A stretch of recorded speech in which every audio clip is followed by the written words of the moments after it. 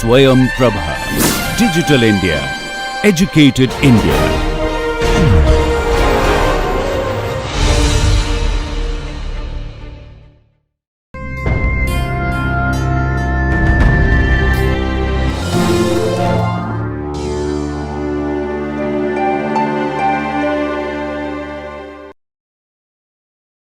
Hello everyone, welcome to the course on computer-aided drug design.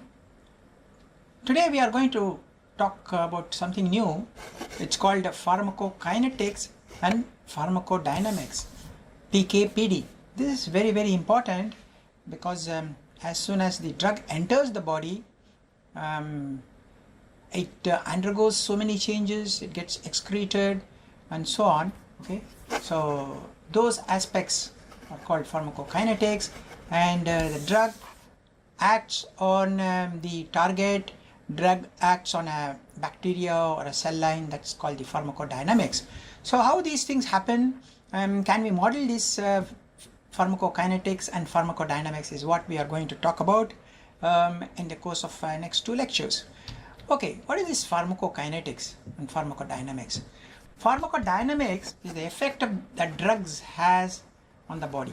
Okay, pharmacodynamics is the effect that drugs have on the body, whereas pharmacokinetics is the study the way in which drugs move through the body during ADME, because as soon as it gets absorbed into the bloodstream, there is distribution, metabolism, excretion, drugs get eliminated, so the concentration may go up initially and then they start coming down.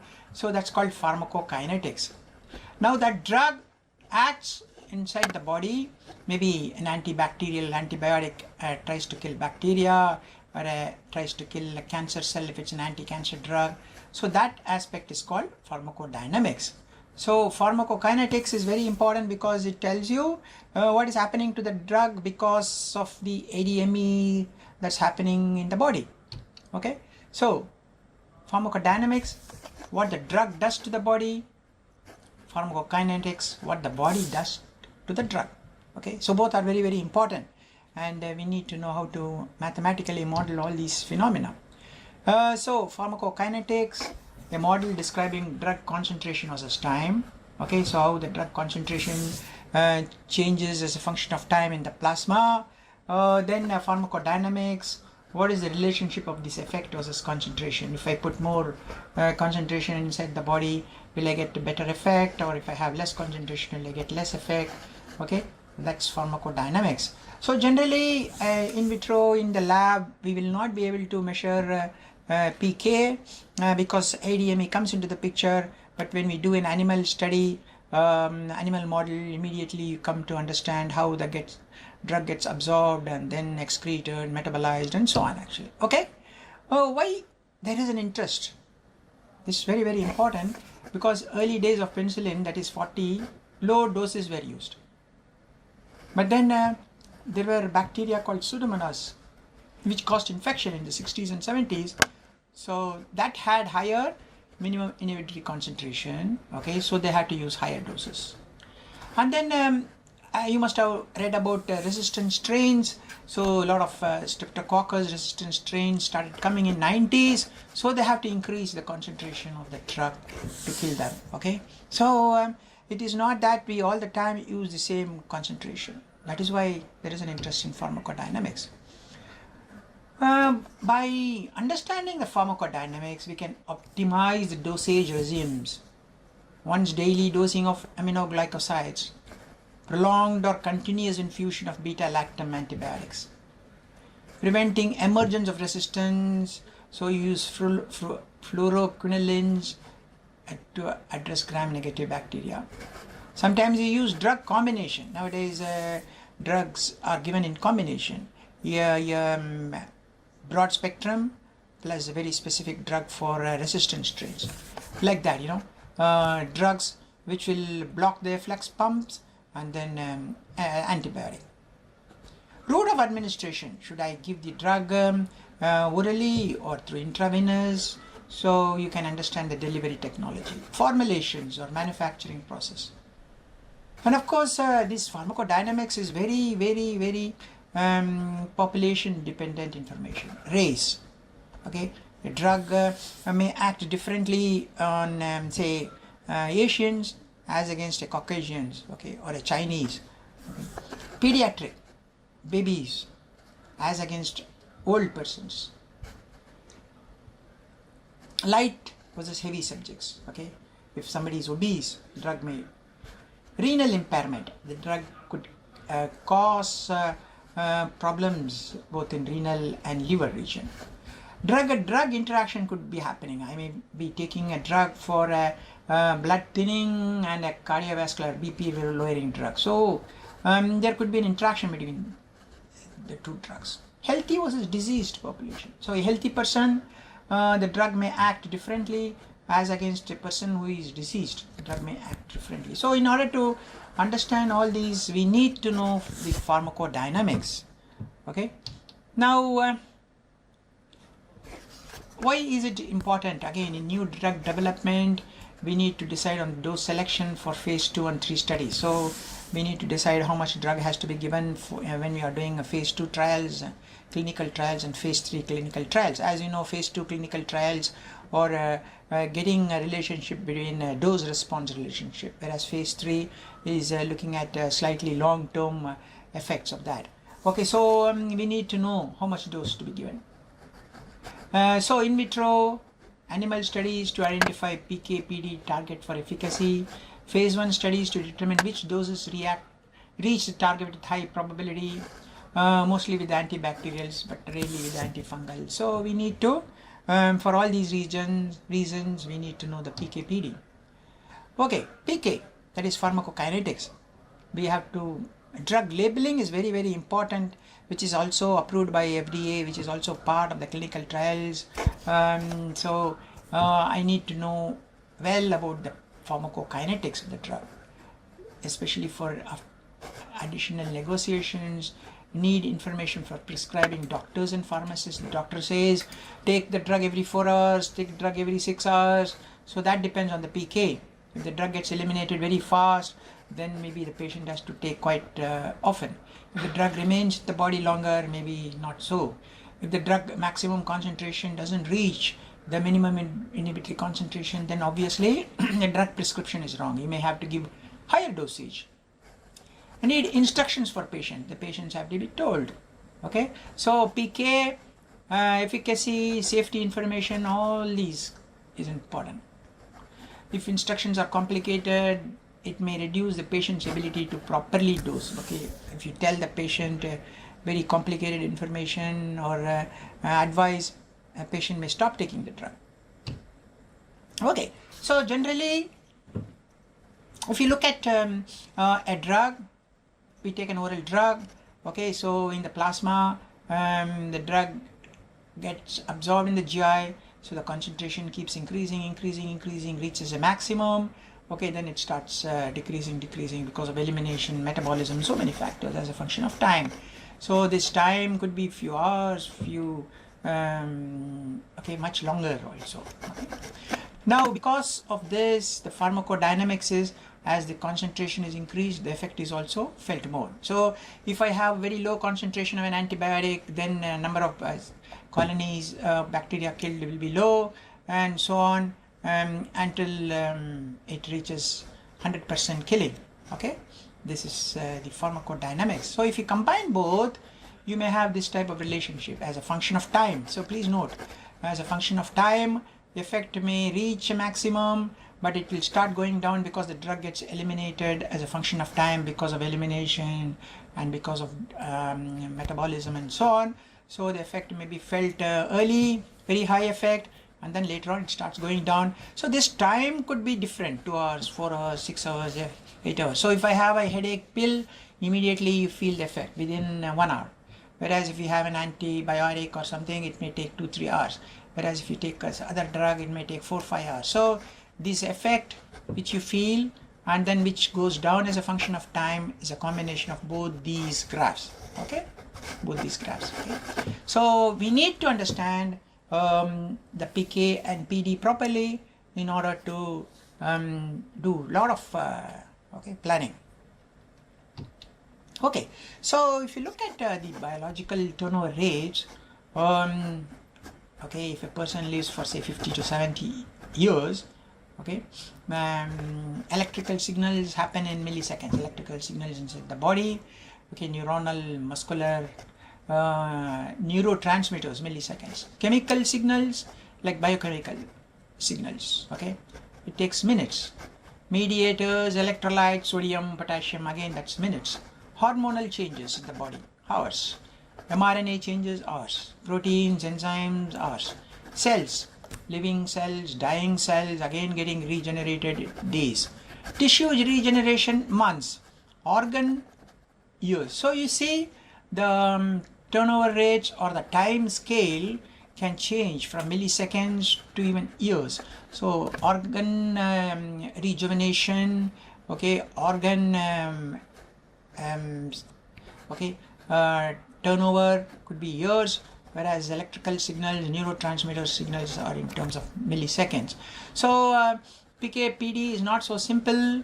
Sometimes PD effects may be felt after many days or after many months, whereas the pharmacokinetics could be in hours. Okay, so it's very complicated, as you can see from this, and this data is taken from this particular reference actually.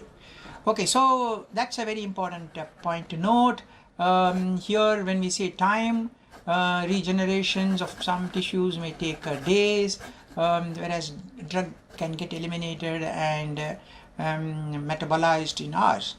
Okay, so the effect could be quite different actually. Okay, so these are seen clinically, these are seen as a biomarkers biochemically, which we can use various tools to determine, whereas this doctor can see through the naked eyes or through certain microscopic measurements.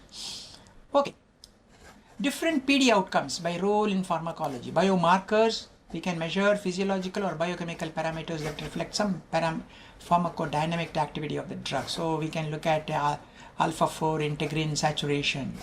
We can also look at surrogate markers, not the same, but we can look at something else because which may be changing because of the main marker.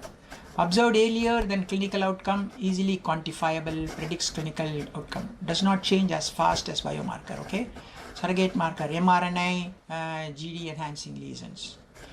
Clinical outcomes, okay, this is going to take much longer, relapse time. Okay, because of my drug, the relapse time of the infection gets prolonged, but this is going to be in days or weeks. Okay, so this is much slower. Cool. Whereas these could be in terms of minutes and hours, it could be in terms of hours, and this could be in terms of days and weeks.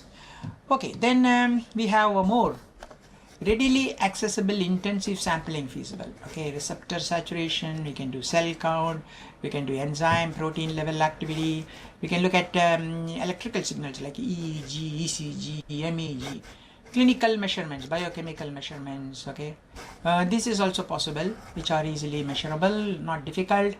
Of course, there are things like less accessible infrequent sampling. Imaging techniques for brain lesion. We can't keep on doing MRI of the brain every hour or something. We might be able to do it only once in several months. Amyloid plaque, okay, receptor binding outside blood. Tumor size. We can't measure tumor size every day, okay, because the tools are difficult. May take once in a month or two. Invasive tissue biopsy. Again, we can't do the invasive tissue biopsy every day, right? CSF fluid, okay, cerebrospinal fluid. We can't take it every day, right? We can't take it even every week. We may be able to take it once in a few months. That's all, okay? So because it's a quite an involved type of invasive procedure. Types of variables. Continuous blood pressure, we can measure continuously, of course.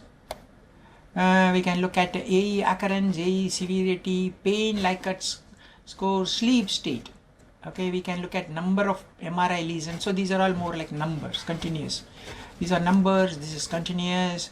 Or we can look at time to event, repeated time to bleeding in treatment of hemophilia A with some drug. Okay, we can look at even longitudinal versus cross-sectional. If you are looking at some Okay, tumors, we can look at longitudinal and cross-sectional and decide what is the effect of a drug on that, or effect of a certain procedure or treatment. Of course, there are a lot of mathematical models that are coming of late, because we need to predict the future events. If you have a mathematical model, there are different types of approaches. We will look at some of them. Empirical models, models that describe the data well but without biological meaning, okay, like a statistical parameter fitting type of model. Interpretation of parameters can be challenging, right? So we can say y equal to ax plus b. So x is the drug concentration, y is the number of live cells. So as x changes, y changes, but the a and b are fitting parameters. We can't say mechanistically what it means. Okay, so that's all empirical models, but they are also useful because we can try to predict the future effect of other concentrations on that. Mechanistic model, okay, so we can incorporate the underlying physiological process. That's going to be tough. Okay, it's got better predictive power. We will be able to understand some physiological mechanism involved. Direct link response model, indirect link response model, that is in reversible case, irreversible like chemotherapy, enzyme inactivation. So we can have mechanistic model in such situations also. Okay, deriving mechanistic model so a bit tough, because I need to know the mechanism of action of a drug leading to a particular effect, and there could be a lot of parameters which you might not know. Okay, we also have structured model, stochastic model. Okay, so we can have structured relationship between pharmacokinetics, time and PD response. For mechanistic model, I need to have an understanding of the mechanism of action. I need to know. Stochastic model, inter-subject variations, you need to put intra-subject variation, we need to put errors, because if I take 100 population, there could be variation between the people within the within that sample group or population. But if I take 2 or 3 different populations, I take South Indians, I take North Indians, eastern part of India, that's the intra-subject, there could be variations between them. And then I should also know idea about the residual error that's involved in all these actually. Okay, so that's called stochastic model. It's a very statistical approach we use in this type of model. Okay, so as I showed you before, if you are looking at a concentration of a drug in the body, so it goes up, reaches a max, and then it starts coming down as a function of time. So this x-axis could be hours, y-axis could be milligram, microgram, okay, per liter, for ml, and so on actually. Okay, this is called the area under the curve, AUC. C max is this concentration, okay. T max is the time at which this happens. Half-life is the time it takes to eliminate half of this material, okay. So all these are, of course, there is one more parameter called C trough. This is the trough plasma concentration, measured concentration at the end of the dosing interval at steady state, okay, taken directly before next administration. That is, this is the trough concentration at the end of the dosing interval. So all these are endpoints we can measure easily, okay, when we keep taking samples from a subject, a patient, or a volunteer, or an animal, and we can measure all these, okay. So we can get the pharmacokinetics parameters, okay. These parameters are very useful in our modeling strategies. When we later on I will see it. There are a lot of symbols that are used in clinical pharmacokinetics. These are most frequently used symbols in clinical pharmacokinetics as suggested by Clinical Pharmacokinetics Journal. This PDF is very, very useful. You can download that because there are standard symbols which are used, and it's good for all of us to use the same standard symbols in pharmacokinetics, PK. Okay, so we will also use, okay. PD modeling, estimate exposure and examine correlation between PD and other endpoints. AE is a cumulative amount of unchanged drug excreted into the urine, okay. So we give certain concentration, goes to the plasma, and then it gets eliminated, not metabolized but eliminated. Of course there will be metabolism also, but AE is the cumulative amount of unchanged drug excreted into the urine. This modeling is very important because we can estimate therapeutic window. Okay, like I showed you here. So after some time concentration goes down, so the effective concentration may be much higher here. Okay, here. So I need to again give another dose to the patient so that the drug has an effect. So I need to know therapeutic window, dose selection. Okay, how much should be the concentration of the drug to be given orally or IV. Identify mechanism of action. We can understand whether elimination happens very fast, or if I know the AE, I can say whether elimination happens fast. If AE is very low, then I know metabolism happens. So model probability of AE as a function of exposure, and inform the label of the drug. So we can inform on the label of the drug what is happening to the drug as it gets eliminated from the body. Exposure, AUC not measured, only modeled, so we can use it for predicting PK. Concentration in blood or plasma is a biomarker for concentration at the site of action. That's another important point you need to know. We assume that at the site of action, whatever be the concentration is same as what is in the plasma. PK parameters are not directly measured, but we do measure it indirectly. We will go through how to estimate all those things. Okay. A person's body is modeled with a system of differential equations, one for each compartment. Okay, so for the blood plasma region, we call it one big compartment or big bucket. Like the tissues can be another compartment, organs, specific organs could be another bucket, and so on. So for each, then there will be an equation representing each organ, set of organs with similar perfusion rates. Okay, then called physiological based PK modeling. Okay, so we can have different compartments for organs of interest, or we can have one compartment coupling many organs based on their perfusion rates. Then you will say drug is going in, drug is coming out, and so on actually. So we'll have set of differential equations, and then we can solve the differential equation. So the each equation system describes the flow of drug into and out of a specific compartment. Okay, into and out. Okay, so we can have different amounts flows going in, say liver, different amounts flows going into the say a tumor, and so on actually. And then you try to solve all these differential equations as a function of time. So we will be able to predict concentration changes inside the plasma as a function of time. Okay. There are again please look at this particular PDF. There are a lot of pharmacokinetic equations given in that PDF. I'm going to adapt some of them from this reference, but if you want to go more in detail, you can look into this particular PDF on this website.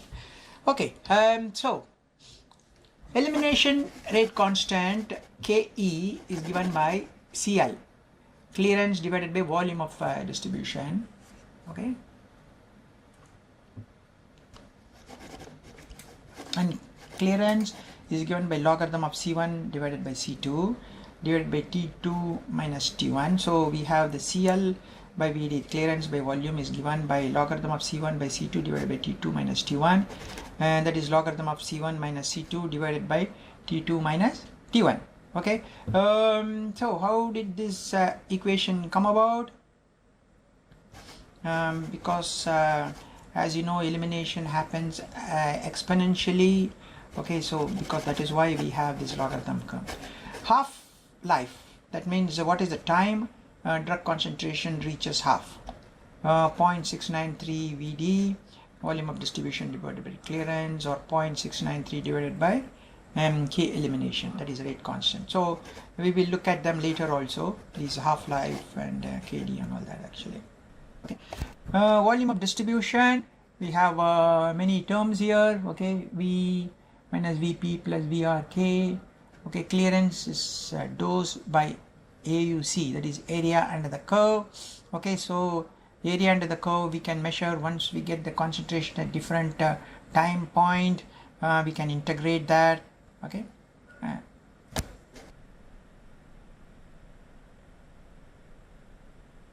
CL renal. Clearance renal is urine flow minus into urine concentration divided by plasma concentration. This is called CL renal. Okay, clearance in the renal region. Like you have urine flow into urine concentration, you have plasma concentration, and renal. Okay, so let's look at one compartment model. This is the entire body is taken as one single compartment. We can have the dosing both okay, for a single IV bolus administration. That means intravenous, you give the drug in one shot. Okay, the whole drug. You don't take some time, delta T time, for injecting the entire drug into the in the plasma. Okay, so we have a C naught is equal to D by V. D is the dose we give. V is the volume. Okay, C is equal to C naught E minus KE by T. That means this is a first order relationship. The concentration as it changes, okay, follows a first order relationship which gets eliminated as a function of time. So this is taken as a first order, and that is why we have C is equal to C naught E minus KE by T. So your C naught could be here, and this it gets eliminated as a function of time. So we take it as a first order here actually. Okay, so for multiple IV bolus administration, that means we give you intravenous many times, but it's a bolus. Bolus means it's given in one shot. Okay, so the equation is slightly modified. We have N is the number of administrations. Okay, C max, that is the maximum concentration, is also given by this relationship, D by V. Okay, V is your volume of distribution. Okay, 1 minus E minus KE tau, and so on actually. Okay, this is for a one compartment model where we talk about a single IV bolus administration or multiple bolus administration. Now look at this particular graph. As I mentioned, concentration in the plasma goes up and then it starts going down. Okay, so this portion this portion, of course this happens if it is an oral dosage. Otherwise, if it is injected in one shot, concentration reaches max immediately, okay, bolus, and then it starts going down. This is for oral administration because of the GI absorption, concentration goes up, then it falls down. Now this portion can be modeled as a first order relationship. C is equal to C naught E minus as it's shown here, E minus KE T. K is the elimination rate constant. Okay, elimination rate constant. So we take logarithm log Ct is equal to log C naught minus KE T by 2.303. Why this comes? Because normally we take ln. When we take log, then the 2.303 comes in. So if you draw a straight line, okay, and then take the slope, we can get the KE by 2.303. Here T is the time and here is concentration. And then you extend this line up, right up to that.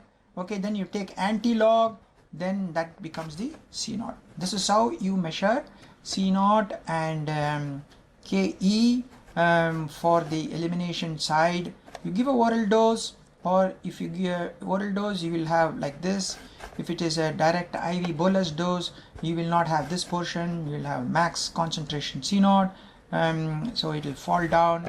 So you take the slope. That slope is equal to it's a negative slope, of course. Slope will be KE divided by 2.303. So you extend it like this and take an anti-log, that will give you your C naught.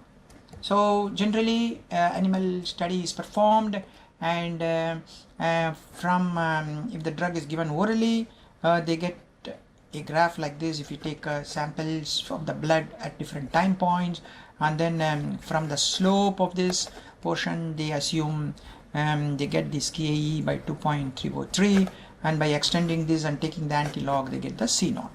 Okay, so in a one compartment model, it's quite simple. You expect the graph to be like this. Okay, so the volume of distribution in a one compartment model, V is equal to dose by C naught. Okay, like C naught is here, dose is the amount of drug you give orally, plasma clearance is equal to K elimination into V. So from here, C naught, if you know from the graph, you know how much dose we are given, we can get V, and then we substitute here, and Ke we can calculate from the slope, then you get clearance, and the plasma half-life is 0.693 by Ke. Okay, so we can put it here, we can get half-life. The bioavailability is AUC when you give it orally divided by AUC when you give intravenously. So all the important parameters we can get, okay, all the important parameters we can get by looking at this type of graph, PK graph, that is the concentration of the drug in the plasma as a function of time. Okay, so we will continue more on this topic of PK/PD in the next class as well. Thank you very much for your time.